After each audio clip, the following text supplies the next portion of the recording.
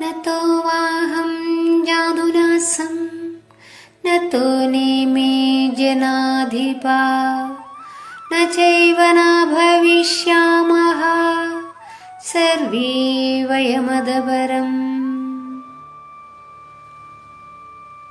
അർജുന, ഞാനിവിടെ ഇല്ലാതിരുന്ന ഒരു കാലം ഉണ്ടായിട്ടേയില്ല. അതുപോലെ നീയും ഈ കാണുന്ന രാജാക്കന്മാരൊക്കെ തന്നെയും എന്നും ഇവിടെ ഉണ്ടായിരുന്നു. ഇനി ആരും തന്നെ ഉണ്ടാകാതിരിക്കുകയുമില്ല. അനേക ജന്മങ്ങളായി ശരീരം മാറി മാറി സ്വീകരിക്കുന്നത് ഒരേ പരമാത്മതത്വം തന്നെയാണ് എന്ന് ഭഗവാൻ നമ്മെ ബോധ്യപ്പെടുത്തി തരികയാണ്. ഈ തത്വം നമ്മുടെ ജീവിതത്തിലേക്ക് കൊണ്ടുവരികയാണെങ്കിൽ, നമ്മുടെ ഭൗതിക ജീവിതത്തിലേക്ക് കൊണ്ടുവരികയാണെങ്കിൽ, ഈ കാണുന്നവ എല്ലാം തന്നെ എന്നും ഇവിടെ ഉണ്ടായിരുന്നു, ഒപ്പം ഭഗവാനും. മനുഷ്യ മനസ്സുകൾ ഉണ്ടായ കാലം മുതൽക്ക് തന്നെ കാമക്രോധ ലോഭമോഹാദികൾപ്പെട്ട് അവ പരസ്പരം കലഹിക്കുകയും യുദ്ധങ്ങളിൽ ഏർപ്പെടുകയും ചെയ്തുകൊണ്ടേയിരുന്നു. ഇനി നാളെയും അങ്ങനെ തന്നെയാകും.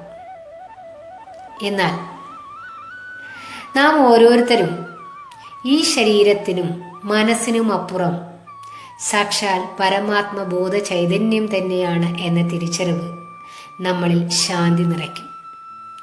അതുതന്നെയാണ് ഭഗവാൻ ഇവിടെ പറഞ്ഞിരിക്കുന്നത്. ഞാൻ തന്നെയാണ് ശരീരങ്ങൾ മാറി മാറി സ്വീകരിച്ചു കൊണ്ടേയിരിക്കുന്നത്.